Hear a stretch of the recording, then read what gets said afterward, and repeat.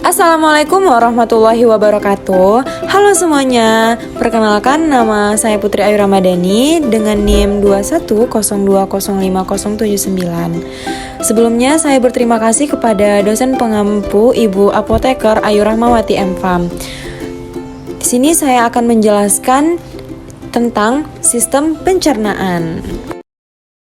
Apa sih itu sistem pencernaan? Sistem pencernaan merupakan serangkaian jaringan organ yang memiliki fungsi untuk mencerna makanan, di mana makanan tersebut akan diproses secara mekanik ataupun secara kimia.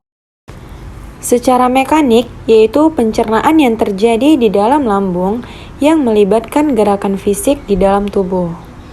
Nah, sedangkan secara kimia, yaitu pencernaan yang menggunakan enzim-enzim.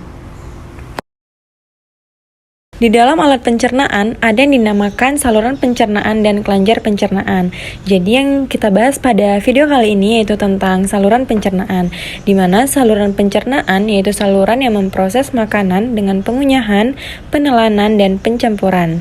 Sedangkan kelenjar pencernaan yaitu alat pencernaan yang dapat menghasilkan enzim untuk pencernaan kimiawi. Jadi makanan yang kita makan itu akan diproses melalui mulut, kerongkongan, lambung, usus halus, usus besar, dan kemudian dikeluarkan melalui anus ataupun rektum. Nah, inilah organ-organ yang menyusun sistem pencernaan.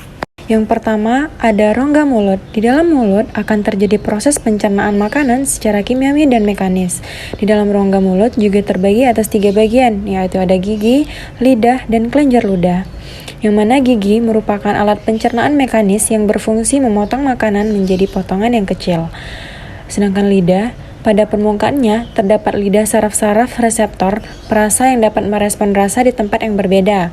Untuk rasa manis yaitu pada bagian ujung lidah, rasa asin pada bagian tepi depan, rasa asam pada bagian tepi belakang, dan rasa pahit pada bagian pangkal lidah. Selanjutnya ada kelenjar ludah atau glandula salivalis yang mana dia berfungsi untuk menyekresikan saliva yang mengandung enzim ptyalin yang mana enzim ini dapat mengubah amilum menjadi maltosa. Yang kedua ada esofagus atau kerongkongan, di mana saluran yang berbentuk pipa yang panjangnya lebih kurang 25 cm, di mana dia berfungsi sebagai jalan makanan dari mulut menuju lambung. Pada saluran pencernaan, terdapat faring di mana dilengkapi epiglotis yang berfungsi pada saat makanan masuk, epiglotis menutup faring dan saluran trakea, sehingga makanan akan masuk ke kerongkongan. Di dalam kerongkongan juga terjadi gerakan peristaltik, yaitu gerakan kontraksi dan relaksasi otot polos yang mendorong makanan menuju lambung. Yang ketiga ada lambung. Lambung merupakan kantung makanan pada saluran pencernaan yang terletak di sebelah kiri rongga perut. Lambung ini memiliki struktur yaitu ada kardiak, di mana bagian lambung atas dekat jantung, ada fundus bagian tengah yang membulat, ada pilorus lambung bawah dekat usus, rugae yaitu membran mukosa berbentuk lekuk yang berfungsi melindungi dinding lambung dari abrasi asam lambung. Lanjutnya ada sfinkter eksofageal, yaitu katup yang menjaga agar makanan yang masuk tetap berada di lambung. Ada stinger pylorus, yaitu katup yang menjaga makanan agar tidak keluar sebelum pencernaan selesai. Seperti yang kita bahas sebelumnya, makanan di dalam lambung terjadi pencernaan mekanis dan kimiawi. Pada proses mekanis, yaitu terjadi karena adanya gerakan peristaltik akibat kontraksi otot lambung yang mengakibatkan bolus tercampur dan teraduk menjadi bubur ataupun kim.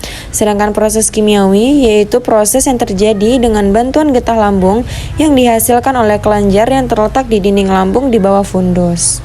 Yang ketiga ada usus halus. Usus halus terbagi lagi menjadi 3, ada usus duodenum, usus jejunum, dan usus ileum. Usus duodenum yaitu tempat pencernaan makanan dengan enzim-enzim, di mana terdiri dari 2 saluran yaitu kantong empedu yang berisi cairan empedu dari hati, yang berguna untuk mengemulsikan lemak dan menghasilkan getah pankreas yang mengandung beberapa enzim. Yang kedua ada usus jejunum atau usus kosong, di mana makanan mengalami pencernaan kimiawi oleh enzim yang dihasilkan dari kelenjar dinding usus. Yang ketiga ada usus ileum, di mana usus ini merupakan usus penyerapan. Pada usus ini terdapat banyak lekukan yang disebut villi yang berfungsi untuk memperluas bidang penyerapan agar proses penyerapan lebih sempurna. Sebagai organ penyerapan makanan, dinding usus halus memiliki struktur berikut. Lekukan pada bagian luar yang disebut villi, di mana berfungsi untuk memperluas bidang penyerapan di dalamnya. Lalu terdapat enterosit yang merupakan sel epitel silindris yang menyerap sari-sari makanan. Ada sel globet yang berfungsi menghasilkan getah usus, pembuluh darah, pembuluh limfa, membran mukosa pada bagian dasarnya. Pada ujung usus halus terdapat sebuah katup yang disebut dengan katup iliosekal. Katup ini berfungsi untuk mencegah aliran balik isi fekal dari kolon ke dalam usus halus. Selanjutnya ada usus besar, di mana usus ini memiliki panjang sekitar 1 meter yang terdiri atas kolon ascendens, kolon transversum, dan kolon descendens. Usus ini memiliki fungsi yaitu sebagai tempat pembusukan sisa makanan menjadi feses oleh bakteri Escherichia coli. Yang terakhir ada anus, yaitu bagian akhir usus besar yang disebut rektum. Di sini tidak akan lagi terjadi penyerapan air. Rektum akan berkontraksi sehingga menimbulkan defekasi. Defekasi ini merupakan proses pengeluaran zat sisa pencernaan melalui anus. Kontraksi rektum dapat menyebabkan refleks gastrokolik yang dilakukan secara sadar dan otot pencernaan akan berkontraksi sehingga feses terdorong keluar. Jadi kesimpulan pada penjelasan materi ini yaitu makanan dalam rongga mulut disalurkan ke kerongkongan, dicerna di lambung, dan diserap oleh usus halus dan diproses dalam usus besar serta bermuara di anus. Baiklah, sekian penjelasan dari saya. Mohon maaf apabila ada kesalahan dalam penyampaian materi. Assalamualaikum warahmatullahi wabarakatuh. See you. Jangan lupa di like, comment, and subscribe.